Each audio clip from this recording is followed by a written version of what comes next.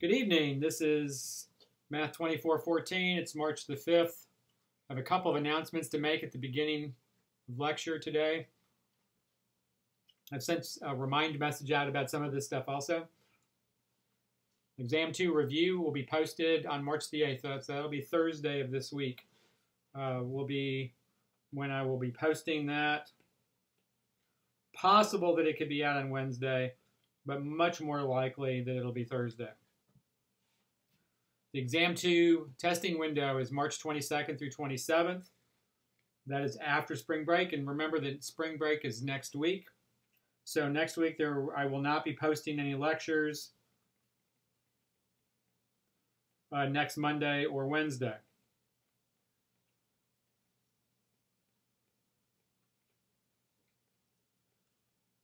All right, and then also, I didn't write this down here, but let's start talking about the idea that I will be on campus for face-to-face office hours.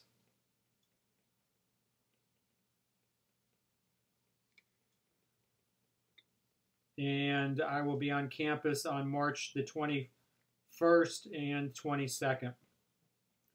I'll be talking more about that on Wednesday, but just wanted to kind of give you a heads up about that. Also, over spring break, I don't have any formal office hours, but you can definitely see if you can make an appointment with me during spring break, and I should be able to find some times when I can get together with you on my WebEx, in my WebEx office if you need some help. So that would be a good opportunity to get help from me over spring break. So don't hesitate to email me, and let's see if we can come up with a mutually agreeable time where I can meet with you and help you out with some questions to help you start getting ready for Exam 2 and kind of to help you get caught up with some things if you've gotten behind. All right, so last time, if you remember, we finished up by talking about improper integrals, and that was our kind of our last stop in our little tour through integration and techniques of integration as we looked at what an improper integral was and how to evaluate improper integrals. And we worked a decent number of examples during lecture last time. So today we are leaving Chapter 5, which is where we've been working, and or actually I guess Chapter 3, if I'm not mistaken. And we're skipping all the way over to Chapter 7. And so we're skipping over a couple of chapters. We will come back to Chapters 5 and 6 at the end of the semester. We're going over to Chapter 7, and we're going to be studying or looking at parametric equations. And actually, Chapter 7 is parametric equations and polar coordinates. This material is critical for Calculus 3. You do a lot of work in Calculus 3 where you're going to need to be able to deal with parametric equations or polar coordinates or both. And certainly polar coordinates will also lead into three-dimensional coordinate systems, in particular the cylindrical coordinate system that you'll be using in Calculus 3. Very important topics, and so I want to make sure I do a good, thorough covering of Chapter 7's material before you go off and try to take Cal 3. So today what we're going to do is we're going to do an introduction to parametric equations. Now I'm kind of sort of assuming that you've seen parametric equations before in pre-calculus or some class like that, but I'm also kind of assuming that you've forgotten everything that you've seen on parametric equations. And so I'm pretty much going to start this, and we're just going to look at some of the basic things about parametric equations today, kind of get you back up to speed on what a parametric equation is, a set of parametric equations are, and how we represent functions parametrically. And then we'll start in on the calculus of parametric equations towards the end of lecture today, and then in a big way on Wednesday's lecture. So that's kind of where we are. All right, so let's see. I've got some graphs loaded here that I want to make sure that we get to doing this in the right order. So let me go ahead. I'm going to move a blank page in here like this and then go from here. Okay. So up till now, what you've been talking about as a calculus student, basically, is you've been talking about functions of a single variable like this, and you've been talking about y being a function of x. Now, it might not be y and x. It might be, s is a function of t, or x is a function of y. But you've got the one variable as a function of another variable. That's what we've been operating with in Calculus 1 exclusively the entire semester. And generally speaking, what do we know? That x is the input value, or the domain value, or the value of the independent variable. Right? That's what x is. And then y is the output value, or the range value, or the dependent variable. And we call it the dependent variable because we're saying the y depends on what x is. And when I write dy dx, you're saying that y is a function of x, first of all, when you write that down. And what does it represent? It represents the instantaneous rate of change. The instantaneous rate of change of y with respect to x. In other words, as x is changing, how does y change, right? And dy dx also represents simply the slope of a tangent line, right? And remember, those things are synonymous. Saying the instantaneous rate of change of y with respect to x and talking about the slope of the tangent line, you're really talking about the same quantity there. Also, when you're talking about graphs like this, all of these graphs pass the vertical line test.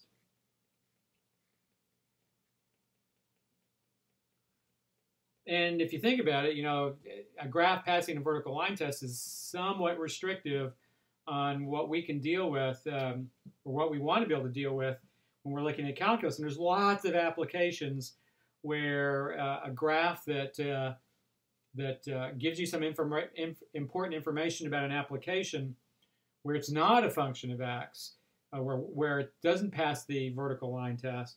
And so we want to be able to expand our horizons a little bit as far as what we're capable of dealing with as far as calculus students. And so we make this kind of shift right here from y being a function of x, from one variable being a function of another variable, to a different situation where you have x is some function of t and y is another function of the same value t. So that x and y both depend on t. So you can write that in words. X and y both depend on t. All right, so t is called the parameter in a problem like this. And t is the independent variable.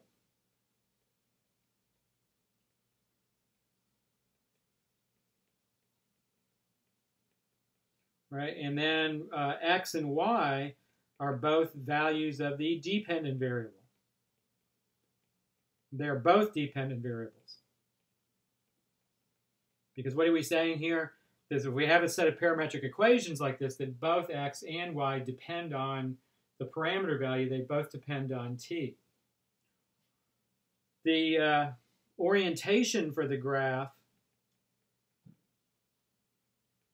this is something we did not see where we had y as a function of x. The orientation for y as a function of x was always from left to right.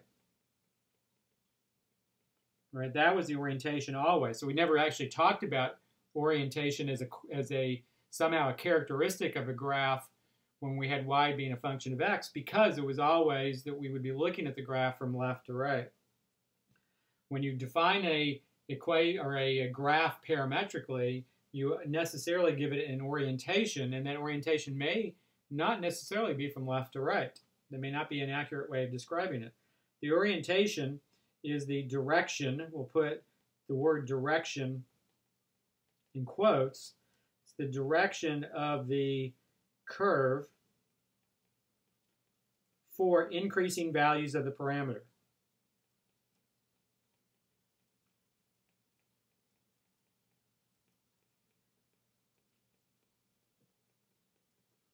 Okay, and so the orientation will always be something that I'll want you to sketch when you're sketching a graph parametrically, is I'll want you to put an orientation on the graph, and I'll show you how to do that in a minute. Now with derivatives right here, we have dy dx, so we still have this derivative of y with respect to x. This is the same as above, right? And so that is still representing the slope of the tangent. And it's certainly also, how x changes with respect to how y changes. I'm sorry, how y changes with respect to how x changes. I kind of said it backwards there. But the difference here is we also have two other derivatives. We have the derivative of x with respect to t, because we have x being a function of t up there, so we have the derivative of x with respect to t. And this is how x changes with respect to the parameter. Right? So for increasing values of the parameter, what does x do? Does x get bigger? Does x get smaller? Does x stay constant? And the same thing with dy dt. Dy dt is how y changes with respect to the parameter.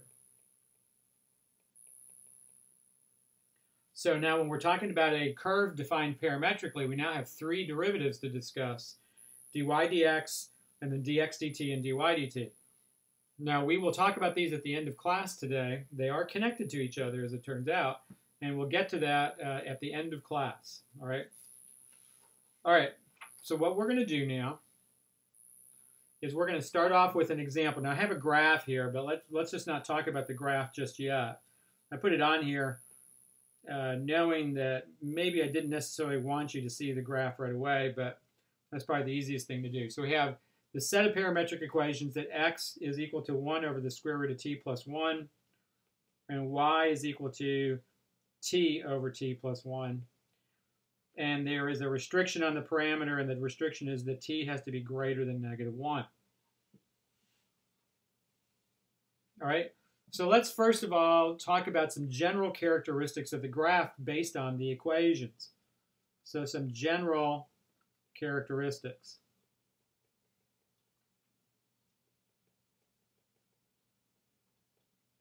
of the graph. First of all, notice the way x is defined. X is 1 over the square root of t plus 1. So that equation tells you that x must always be greater than 0. Not greater than or equal to 0, but just greater than 0. It can't even be equal to 0. So x has to always be positive because of the way this the function for x is written.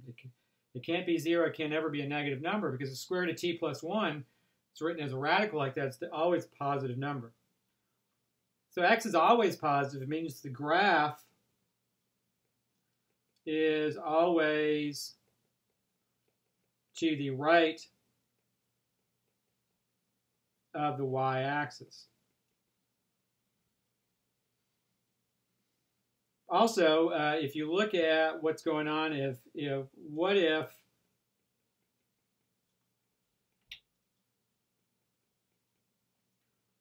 we let t go to infinity? What happens to x and what happens to y if t is going to infinity? So in other words, what happens when you take the limit as t goes to infinity, as t increases without bound of 1 over the square root of t plus 1, and that goes to 0. Right, because the denominator is getting larger and larger and the numerator is a constant. So what do we know here? That if t goes to infinity, that x is getting close to 0. X is going to 0. So for increasing values of the parameter, the graph is getting closer and closer to the y-axis, is what that's saying. And then if you look at the other graph, the other equation, rather, not the other graph, the other equation, the y equation, you're talking about taking the limit as t goes to infinity of t over t plus 1. Well, and that's, the dominating terms there are just t in both the numerator and the denominator. That goes to 1. And so notice what we have here, we piece these two things together, is that if we let t get larger and larger, as we let t get larger and larger, what happens? The graph is getting closer and closer to the point 0, 1.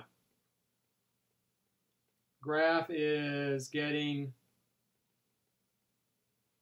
closer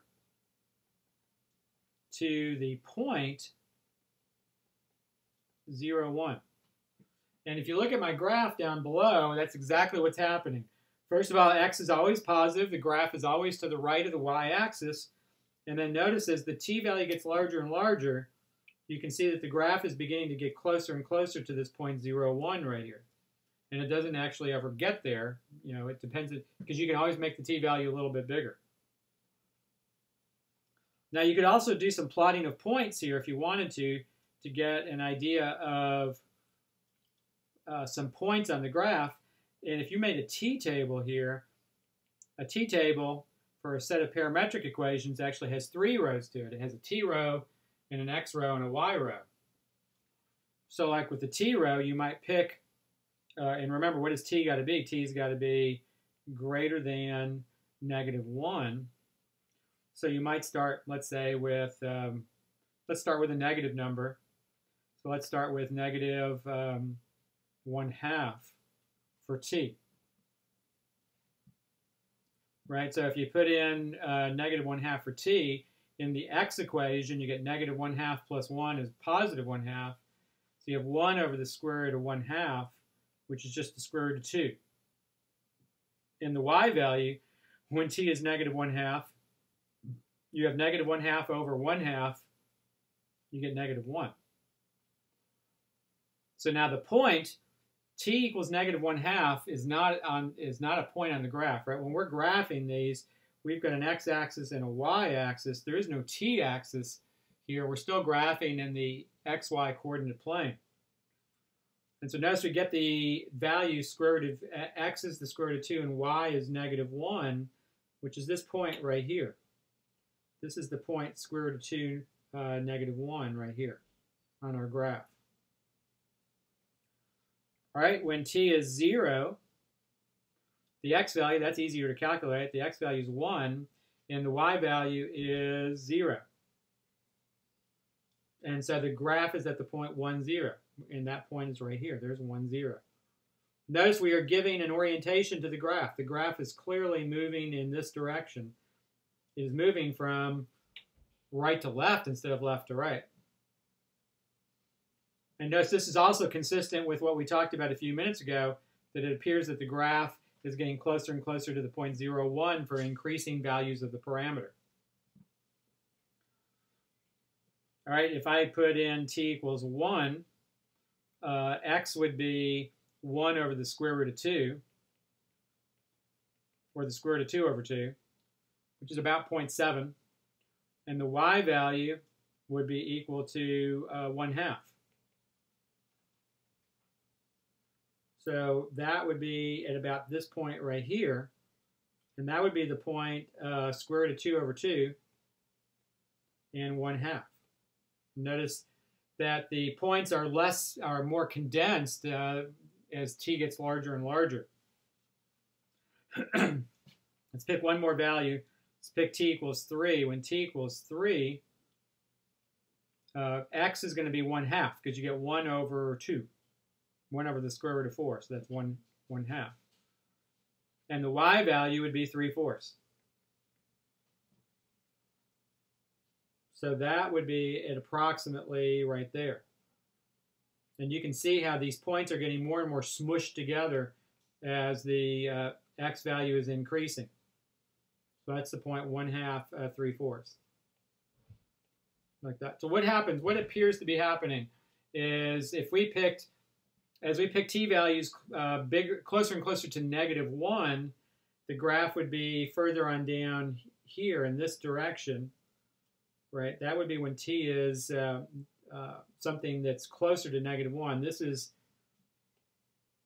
let me put these in red right here.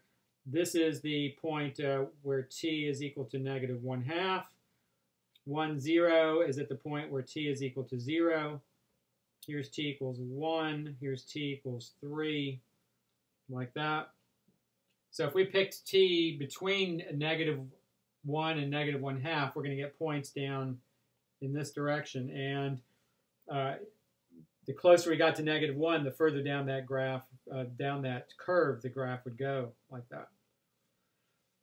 All right, now what it appears to be true here is it appears the graph is part of a parabola, just based on the way the shape looks. It appears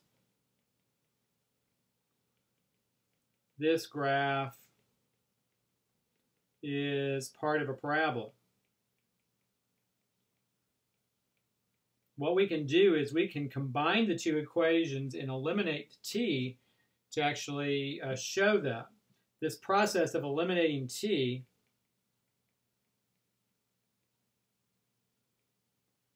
is called eliminating the parameter.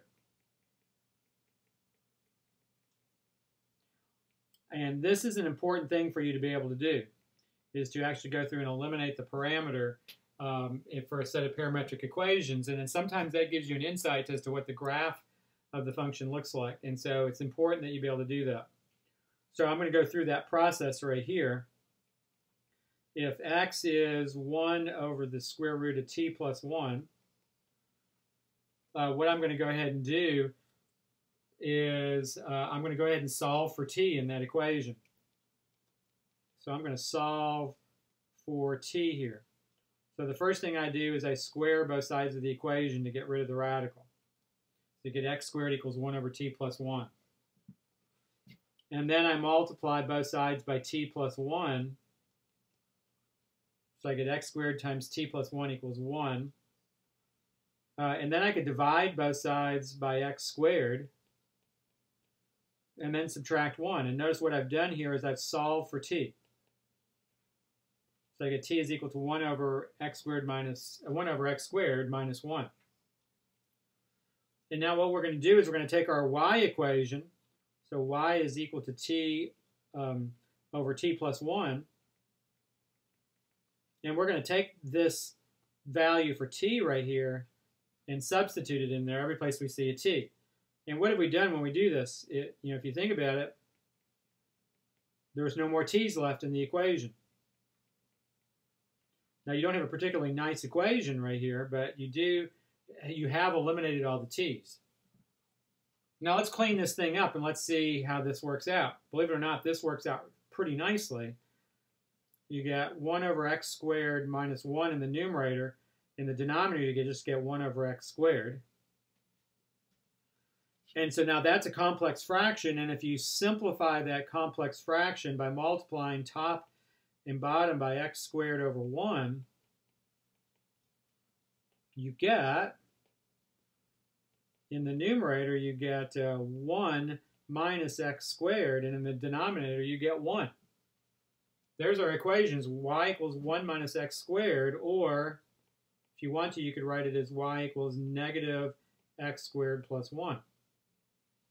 And notice that agrees with our graph. The graph of y equals negative x squared plus 1 is a parabola that's been shifted up and is reflected downward. So that parabola, I'm going to put this in green here to separate it from the color that I've got the graph sketched. So that parabola looks like this. And what are we saying here is that our parametric equation, the graph of our parametric equations lies along this parabola.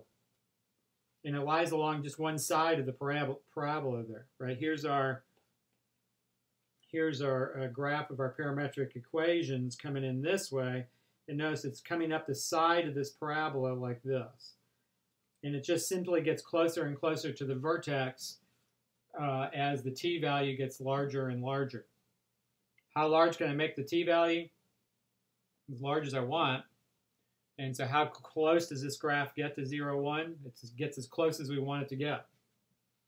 So this would be the sketch of our graph, like this, that would have gotten red right there, and it's just going up alongside the right half of this parabola right here.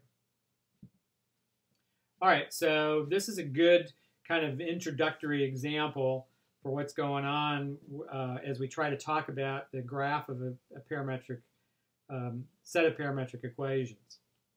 All right, so the next set of parametric equations I want to look at, let's go ahead and actually I'm going to go ahead and insert another page in here.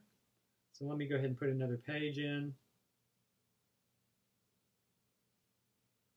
Right in there. All right, so let's look at this set of parametric equations and let's see if we can figure out the graph for here.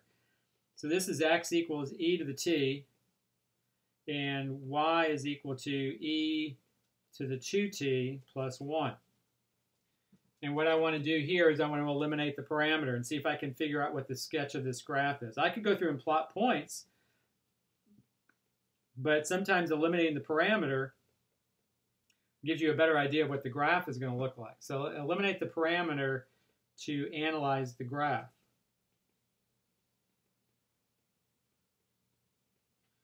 All right, so let's see, a trick that you could use in this problem, a tiny little minor algebraic trick, is just to rewrite the y equation.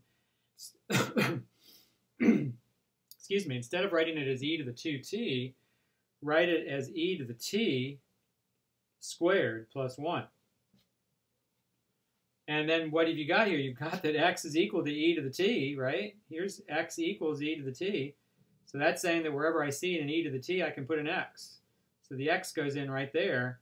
And notice how quickly we've eliminated the parameter. We just get y equals x squared plus 1. The graph of this equation is a parabola. Now, you have to be careful. It's only on part of the parabola. Again, if you have x equals e to the t and y is equal to e to the 2t plus 1, notice this is telling you that x must be always positive and y must always be positive. And so you're only getting the part of this parabola that's in the first quadrant, right? When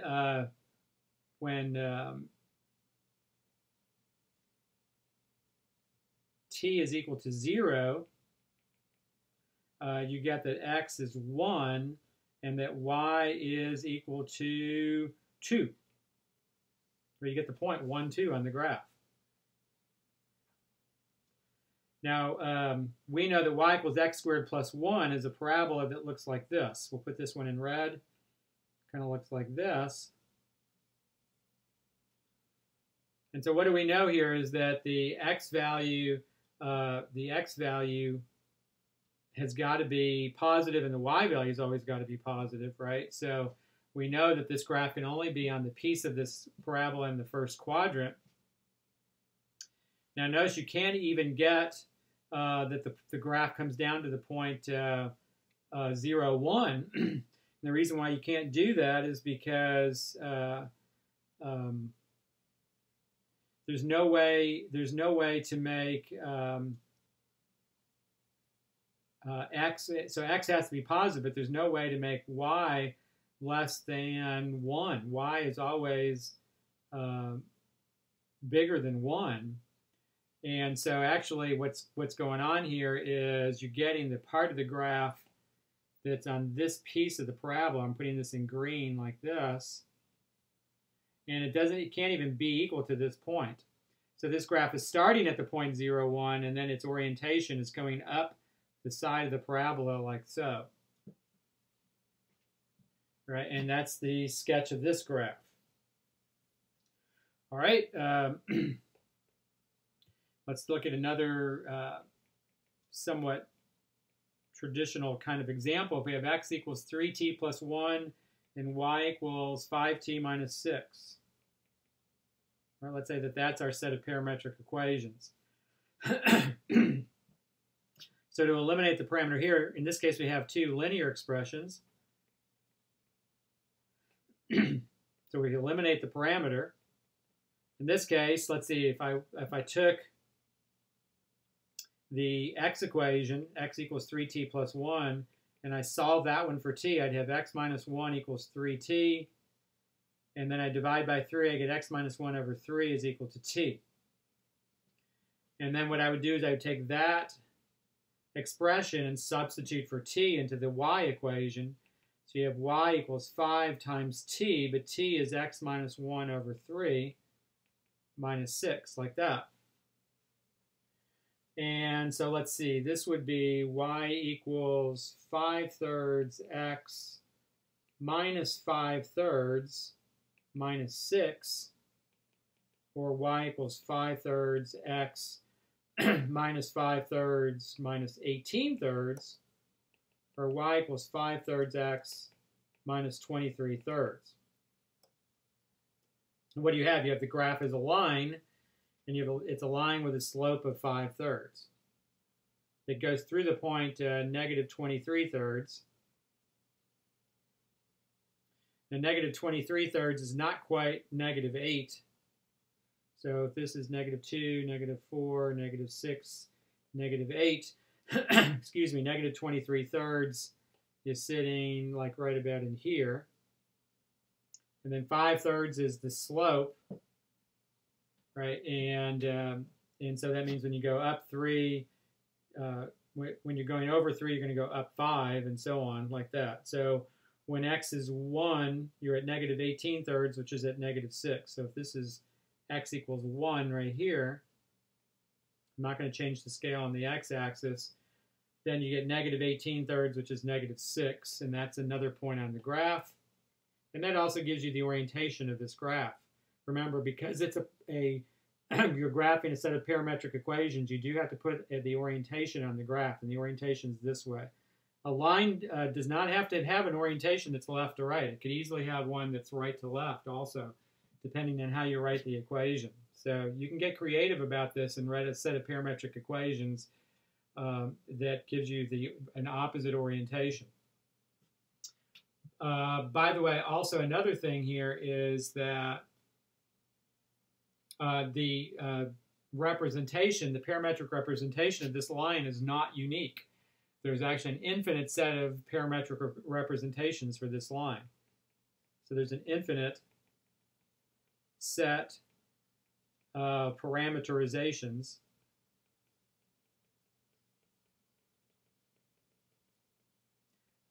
for this line.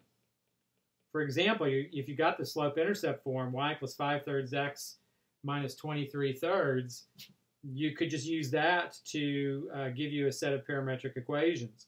What you could do is you could write that as x equals t, and y is equal to 5/3 t minus 23/3.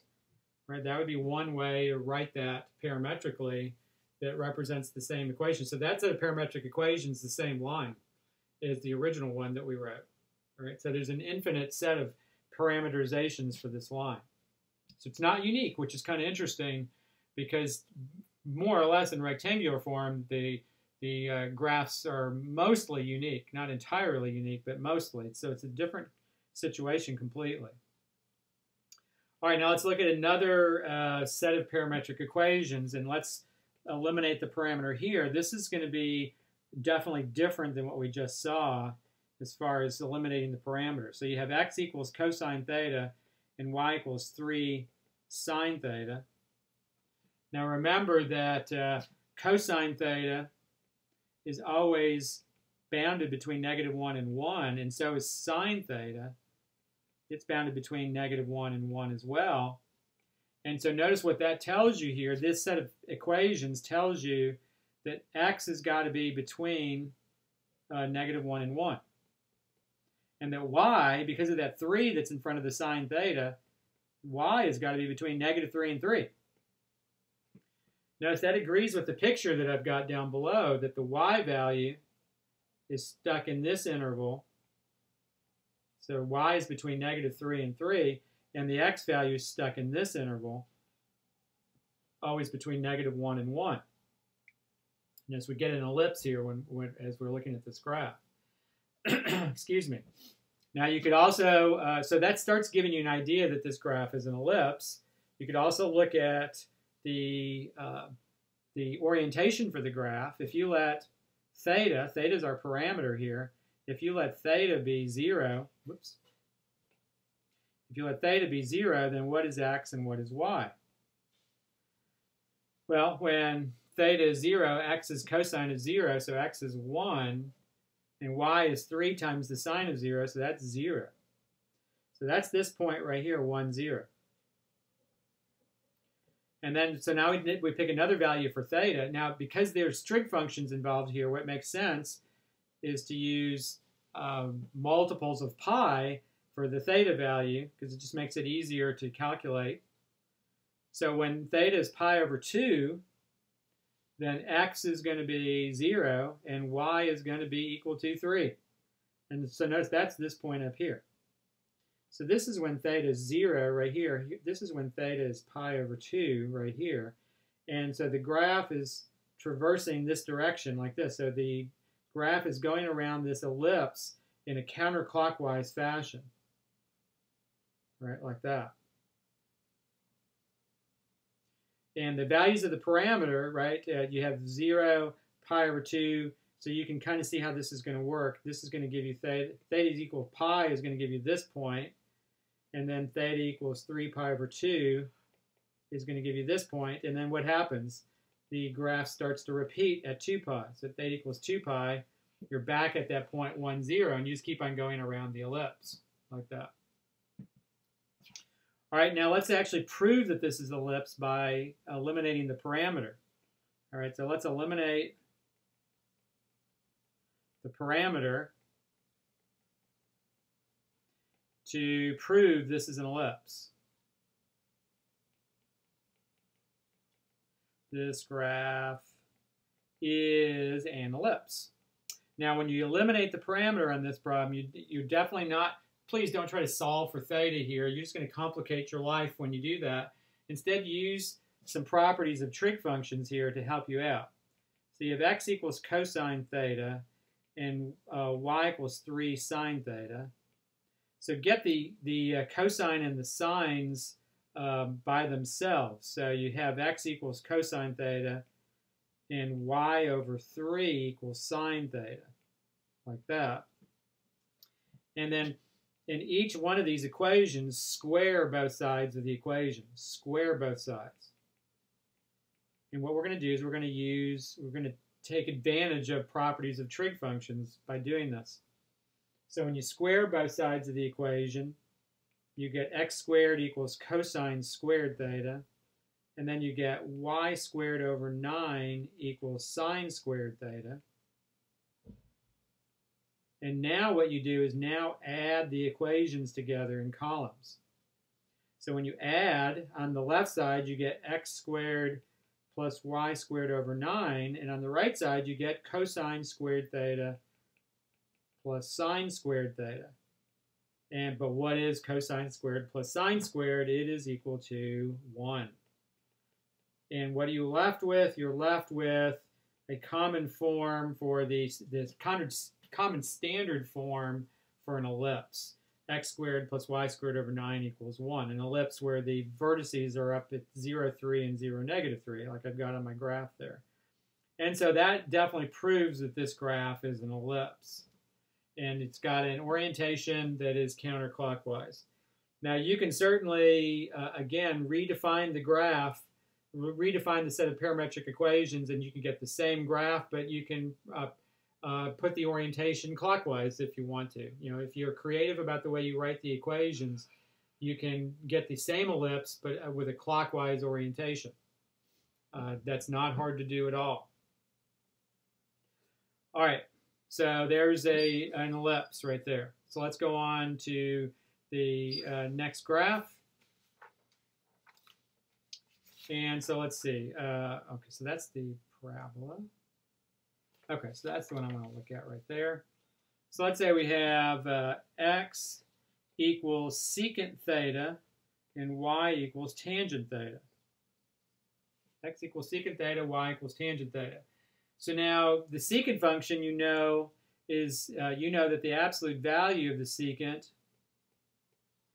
is bigger than or equal to 1. So in other words, the secant is always either less than or equal to -1, or the secant is bigger than or equal to 1. And so notice that's the restriction on x here in this equation, is that x has got to be either less than or equal to -1 or greater than or equal to 1. And notice that agrees with the hyperbola I have drawn down below, right? Because here's x equals -1 right here, and here's x equals +1 right here. And so what do we know is the graph always lies outside of those two vertical lines, right? X is either less than -1, less than or equal to -1, or greater than or equal to 1.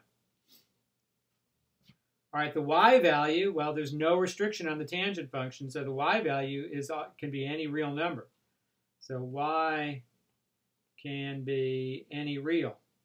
And notice that definitely agrees also with the picture below. All right, so to eliminate the parameter to prove that this is a hyperbola, and then we're going to also look at the orientation of this graph, but to eliminate the parameter here,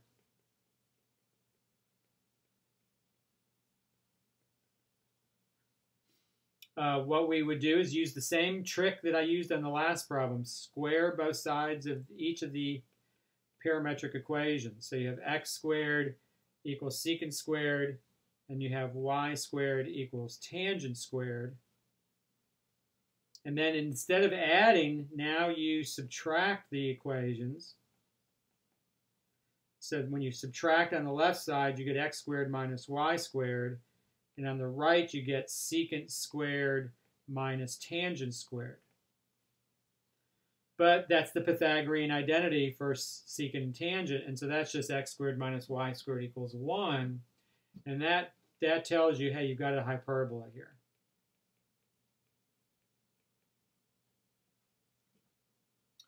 All right, so now what happens? How do we get this this hyperbola? I mean, how can we plot points? What's the orientation of the graph? You know, so let's look at when theta is 0.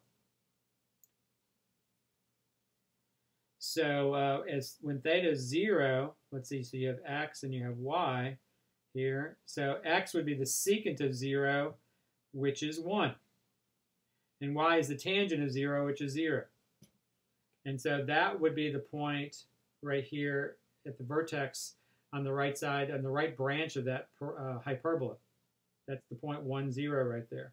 And that would be when the parameter value theta is equal to 0. All right, so let's start picking typical parameter values. So let's go on, let's say, to pi over 4. And so pi over 4, the x is the secant of pi over 4. So let's say the cosine of pi over 4 is 1 over the square root of 2. So the secant of pi over 4 is just the square root of 2. And y is the tangent. So tangent of pi over 4, well, that's 1. So you get the point square root of 2, 1, which is right there on my graph. Right, and that would be when theta is pi over 4. And so notice we're putting an orientation on the graph, but the orientation appears to be going like this on this branch of the graph. And so what ends up happening is, what are you going to, remember that the tangent function is undefined at pi over 2. So as you are getting closer to pi over 2, like for example, you could go out here to pi over 3, which is closer to pi over 2 still. And so x would be the secant of pi over 3, which would be 2, right? Because the cosine of pi over 3 is 1/2, so the secant of pi over 3 is 2. And then the tangent of pi over 3 is the square root of 3. So you have the point 2 square root of 3. Well, that's way over here. I'm sorry, that's too far. I'm sorry, right here. There you go. That's better. And so that point right there is when theta is pi over 3. Now, how close can you get to pi over 2? Well, you can get arbitrarily close. So what happens is, as we get closer and closer to pi over 2, this graph just increases without bound in this direction on the hyperbola. And then when you transition over to the other side of pi over 2, so when I say the other side, if you go past pi over 2, whoops, put that in black here. So let's say we go on to 2 pi over 3, which is a little bit bigger. So you have x is the secant of 2 pi over 3, and so that's going to end up being negative 2, and y is going to be the tangent of 2 pi over 3, which is going to be negative square root of 3. Right, and so because the tangent's positive in quadrants 1 and 3, so it's negative in 2 and 4, like that. And so what you get is that this graph starts coming in the other direction. So as you transition past pi over 2, the graph starts coming in this direction on the hyperbola. Right, and then what happens as you get closer to the next vertical asymptote for the tangent function, the graph moves along the hyperbola like that, and then you're getting, t is getting closer to 3 pi over 2 right here. And then when you get past 3 pi over 2, then the hyperbola starts coming in this way, like that. So it's an interesting way that you get the hyperbola sketched out in a problem like this. All right? And I wrote t down by accident there, but this is not t. The parameter should be theta right there. So this should be theta is approaching 3 pi over 2. And then when theta is just a little bit bigger than 3 pi over 2 right here, then the graph is coming in on that branch of the hyperbola. So it's kind of tricky how you get a hyperbola from all that. So, all right, so let's see. Let's continue on here. Now I want to look at a couple of common types of graphs and some categories of graphs that we're going to see before I get to the cycloid here. So we'll talk about the cycloid in a minute. So let's talk about some common categories of graphs and their parametric representations. So parametric representations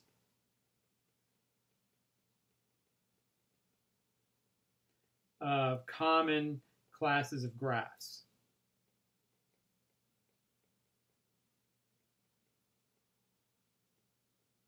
So first of all, we've already seen this a little bit. We have the ellipse.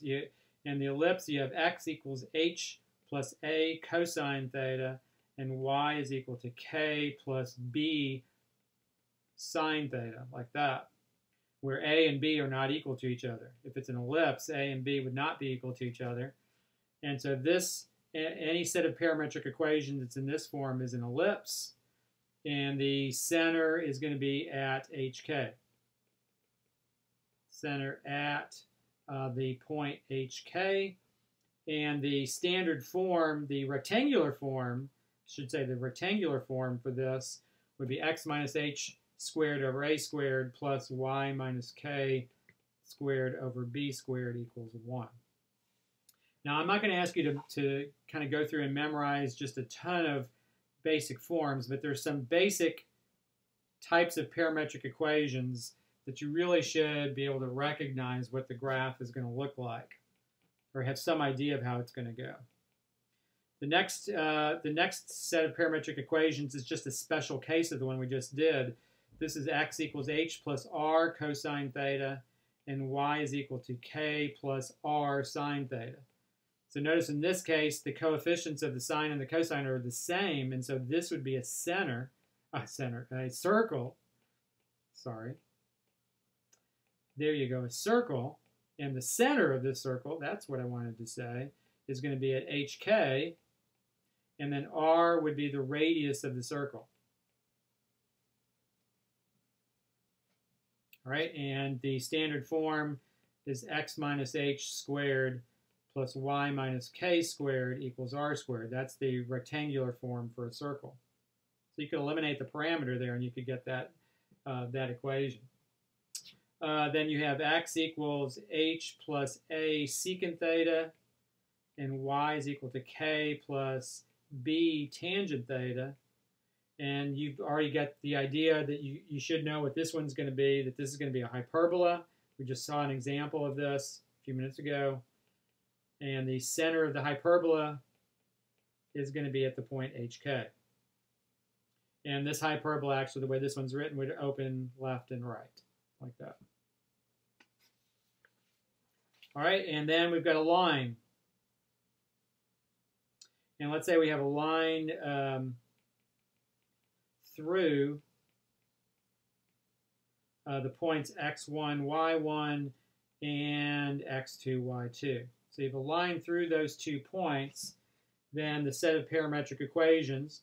And remember, with lines, with all of these, there's an infinite set of equations that give you the same graph. So parameterizations are not unique here, but this is one way to write the parameterization for a line like this. Would be x1, x is x1 plus t times x2 minus x1, and y would be y1 plus t times y2 minus y1, like that. All right, so just in a couple of examples there then, that if you have a line, let's see if I can put this in a different color here and get it on this page. So if you have the line is through 2, 6 and negative 1, 5, right? So you have a line that goes through those 2 points. Then you could call one of these points x1, y1, and one of them x2, y2. And then the set of parametric equations would be x equals 2 plus t times, it'd be x2 minus x1, or negative 1 minus 2, or negative 3, t, like that. And y would be y1, which would be 6, plus t times y2 minus y1, which would be 5 minus 6, or negative 1. And so the set of parametric equations would be x equals 2 minus 3t, and y is equal to 6 minus t. Right? That would be a way of parameterizing that line right there. All right, if you had a set of parametric equations like this, you had x equals negative 3 plus 4t, and y is equal to 2 plus 5t,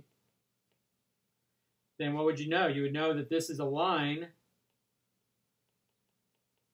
and it goes through one point you know for sure on that line would be the point negative 3, 2. And then the coefficients of the t's, if you look at the coefficients of the t's in the set of parametric equations, you notice that if you take the coefficient of the t and the y and divide it by the coefficient of the t and the x, you're just getting the slope. And so the slope of this line would be 5/4. Right? From this 5 right here and this 4 right here. So the slope would be 5/4. So notice the slope is y2 minus y1 divided by x2 minus x1. So it's just those coefficients divided by each other. All right, so the next graph that I want to look at, it's kind of an interesting type of graph. And this is called a cycloid. So let's see. I'm going to go ahead and go to the picture of the graph right here.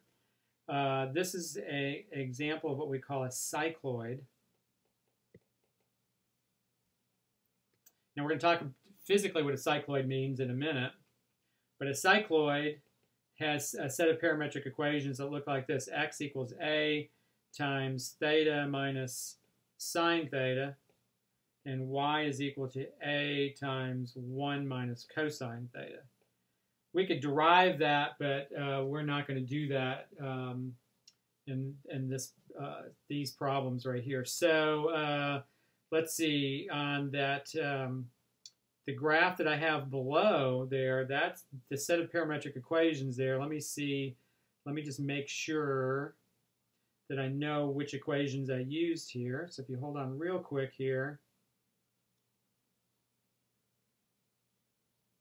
Okay, just making sure. So I use this set of parametric equations. I looked at x equals 4 times theta minus sine theta, and y is equal to 4 times 1 minus cosine theta, like so. So when theta is equal to 0 on this problem, on this kind of graph, then what do you get x and y to be? So x would be equal to theta is 0, so you get 0 minus sine of 0, so that's just 0. So x is 0. And y would be 1 minus cosine of 0. That would also be 0. So you get the origin, this point right here on the graph. All right, when theta is pi over 2, then x is going to be equal to 4 times pi over 2 minus the sine of pi over 2, like that. Right, and so the sine of pi over 2 is equal to 1, so you get 4 times pi over 2 minus 1. And y is going to be equal to 4 times 1 minus cosine of pi over 2. Cosine of pi over 2 is 0, so you get 4 for that point right there. Right, so what's happening here is that the y value is 4. Let's see, so the graph has started going up this way like this. And so what I want want you to think about here is how this graph is working. Notice that the biggest that the y value can ever be is when theta, the biggest the y value can ever be. So let's see, the maximum y value is when theta is equal to pi. Because when theta is pi, then you get y is equal to 4 times 1 minus cosine of pi. Cosine of pi is -1. You get y equals 4 times 1 minus -1. You get y is equal to 8. You can't get any bigger than that right there. And that is this value right in here. That's where y is equal to 8 right there. And how did I get that? I got that when x was equal to, theta was equal to pi. So theta is equal to pi right here, right? And you get to the top of that cycloid. When theta is equal to 2 pi right here, you're going to come back down and the y value is going to be 0 at 2 pi, right? Theta is equal to 0 right here. Theta is equal to 2 pi. Theta is equal to 4 pi right here at this value. Theta is equal to 6 pi. So what happens is every one arch of this graph is repeated as the parameter goes from 0 to 2 pi, and then from 2 pi to 4 pi, and so on. Now notice what the x and y values are here. In particular, what I want you to do is I want you to know how this graph is actually determined physically. And this graph is determined physically by taking a wheel, and I've got a picture of a wheel drawn here, and you roll this wheel along the y-axis. So the wheel is rotating this way.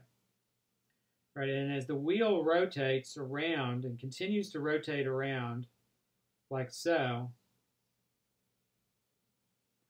if you take a point on that wheel and trace it out as it's moving along, it's actually tracing out the cycloid. And so that point, as it's moving around, right, it gets to the top right there, and you're at the top of the cycloid, and as it rotates back around, you're back down at the bottom like this. So as that wheel rotates around, you end up tracing out the cycloid like I've done right here. And so notice that if you think about that, then this distance right here from the base, or from the x-axis to the top of the cycloid, has to be twice the radius of the circle that you're talking about. In other words, the diameter of the circle. So in this case, and the radius is coming from that 4, that's the coefficient of both of these equations right here. And so this 4 is the radius of the wheel. R equals 4 is the radius of the wheel.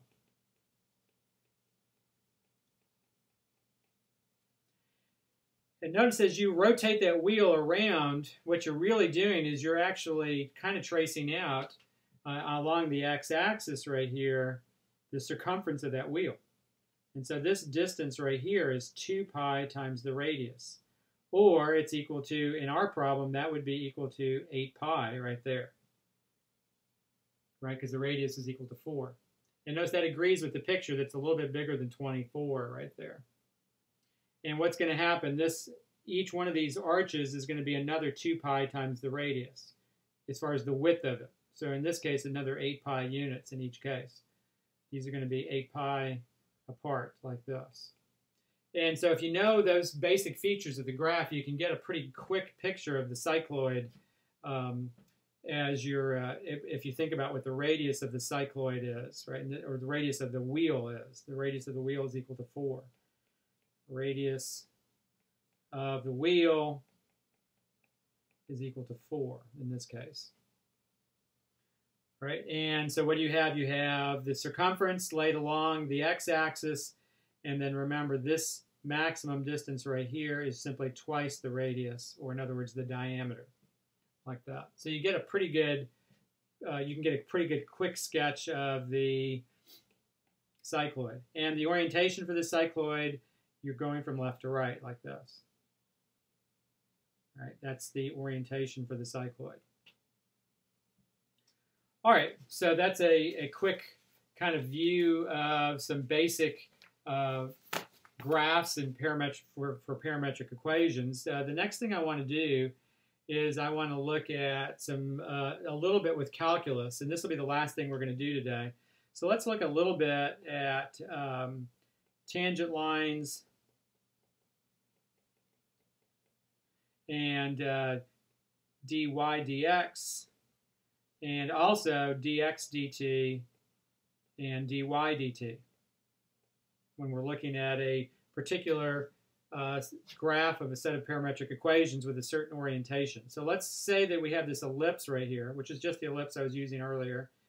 And let's say we have this counterclockwise orientation like so. Then what I want to do is I want to look at various points on this graph and think about what those derivatives have to be equal to. So if you look at this point right here, that one right there, then the tangent line at that point might look like that. And so and it's sloped downward, isn't it? And so at that point right there, we could say that dy dx is certainly got to be negative, right? The slope of that tangent line is negative because it's slanting down as you're going from left to right. But now let's talk also about what's going on with dy dt and dx dt. So at that point right there, remember what the orientation of the graph is. So as the graph passes through that point, is the x value getting bigger or smaller as you pass through that point? Well, remember what the orientation of the graph is, right? The orientation of the graph is counterclockwise. And so x is getting smaller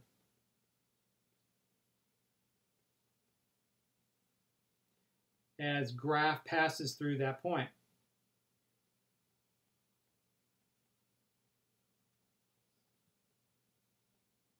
And because that's getting smaller, then what do we know there? That dx dt would have to be negative, actually, at that point. Right? What does the point do? What is the x value doing at that point? The x value is getting smaller. It's going this way. But the y value, on the other hand, at that point, as the graph passes through that point, is getting bigger because the graph's going up as you go through that point. And so what's dy dt doing? Dy dt is positive at that point. It's got to be bigger than 0 because the y value is getting bigger at that point. So x value is getting smaller, and the y value, y is getting bigger as graph passes through that point.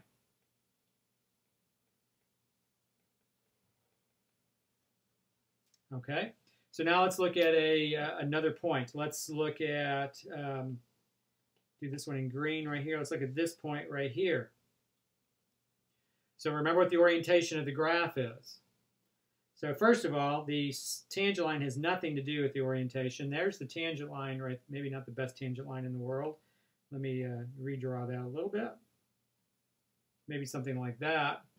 And so that tangent line is sloped upwards as you go from left to right. So dy dx at that point has got to be positive. But as the graph passes through that point, what's the x value doing? Well, the x value is going that way, right? And so the x value is getting smaller.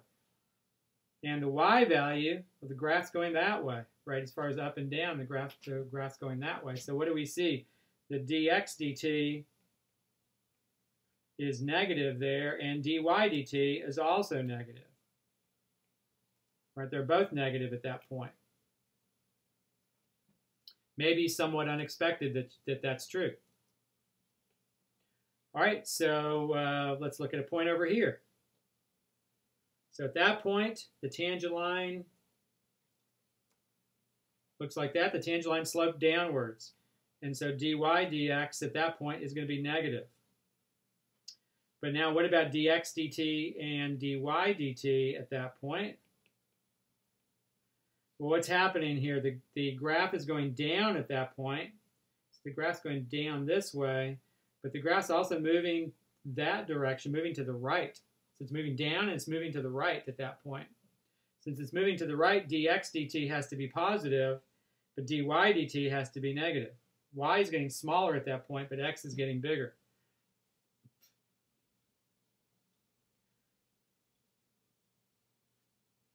All right, and then finally, let's look at a point in quadrant 4. So in quadrant 4, we're sitting over here. A tangent line looks like this right here, and so dy dx would have to be positive. That tangent line is sloped upwards as you're going from left to right. And then what's true about dx dt and dy dt? So dx dt and dy dt, well, what's happening at that point is the graph passes through that point. The graph is moving up, and it's moving to the right at that point. And so since it's moving up, dy dt would be positive. Since it's moving to the right, dx dt would be positive. Notice that when dx dt and dy dt are both positive, the slope of the tangent is positive. And when dx dt and dy dt are both negative, dy dx is positive. But if dx dt and dy dt have opposite signs, like in the other two quadrants, then the dy dx is going to be negative. So that's something to kind of think about as we're going into class, into lecture on Wednesday. All right, let's look at a kind of a crazy looking graph. This is kind of related to a cycloid right here. And let's say that this graph has an orientation that looks like this. So this graph actually passes through some points twice, interestingly. So there's two different tangent lines at that point. All right, so so here's our orientation here. So let's identify some points here, and let's just talk about what's got to be true about the derivatives there. So let's say that this is point A right here. This is point B at the top of that arch right there. This is point C at this point. And then D, we'll say, is at that point right there where the graph is vertical at that spot right there. And then finally, we'll finish with point E like this. So A, B, C, D, and E, and we want to look at the signs of the derivatives for each of those points. So A, B, C, D, and E. And so I want to look at the signs of dy dx, dx dt, and dy dt at each of those spots right there. So at A, what's going on at point A right here? The graph is moving to the right, and it's also moving up. Right? It's moving to the right, and it's moving up. And also, clearly the tangent line has got to be sloped upwards right there. So dy dx is positive, but dx dt and dy dt must also both be positive. Now, at point B, as the graph passes through point B, that one is a little bit different than what we've been talking about. The graph is certainly going to be moving to the right as it goes through B, but notice there is no motion up or down at all at point B. So what do we know? That dy dx is going to be, its slope is going to be 0, or the slope of the tangent line there is going to be 0. You have a horizontal tangent line at point B. Dx dt is going to be positive, but dy dt is going to be 0. Right? There is no change in y at point B right there. All right, let's go on to point C. At point C, as the graph passes through C, what's happening? The graph is moving to the right at that point, and it's moving downward at that point. Now, the tangent line is negatively sloped at that point. Dx dt, well, the x value is getting bigger at point C, so we would say that dx dt is positive. But the graph's moving down as it goes through point C, and so dy dt would be negative. Point D. Point D. All right, so now we have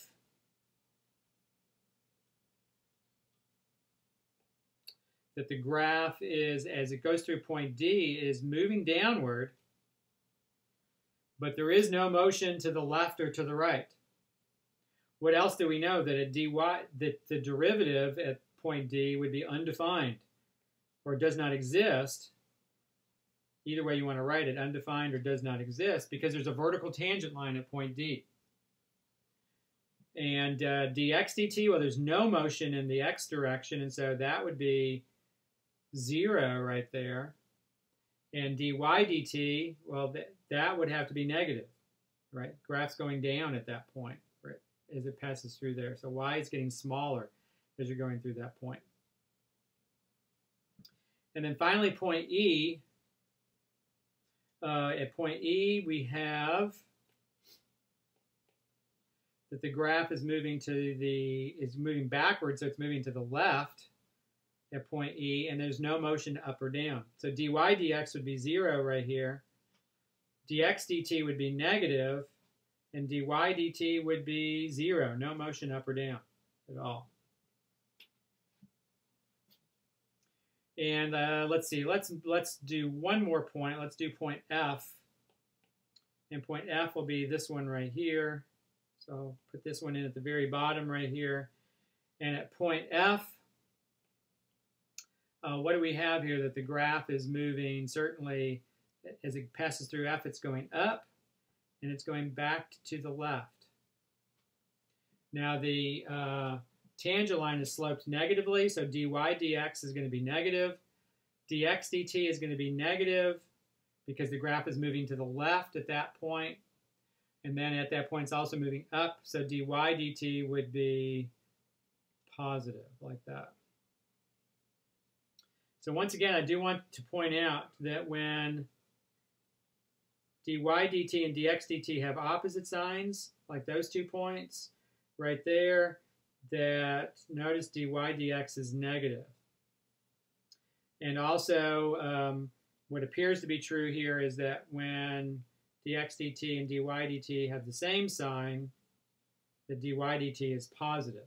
So I've got both where dx dt and dy dt are both positive.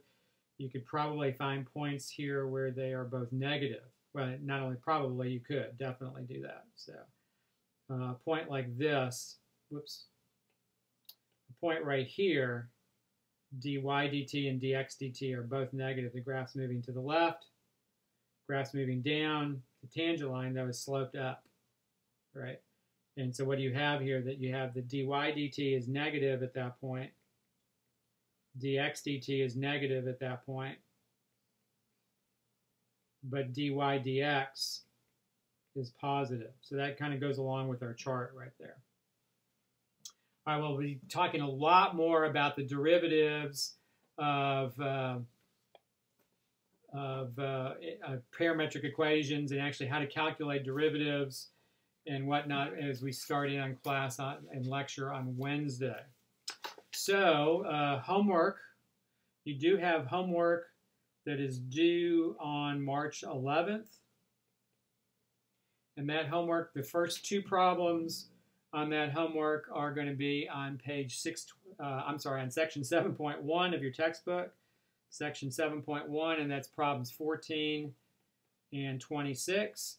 Now in 26, the directions saying don't worry about sketching the graph. It just says eliminate the parameter. I also want you to sketch the graph on this point, or in this problem also. So ignore the directions there, but also sketch the graph. All right, so you have those two problems, and I'll give you one or two problems on Wednesday also that will be to turn in on March the 11th. So, all right, everybody have a great day, a great evening. Don't hesitate to stop by my office sometime or email me if you have questions. Otherwise, take care and have a great week.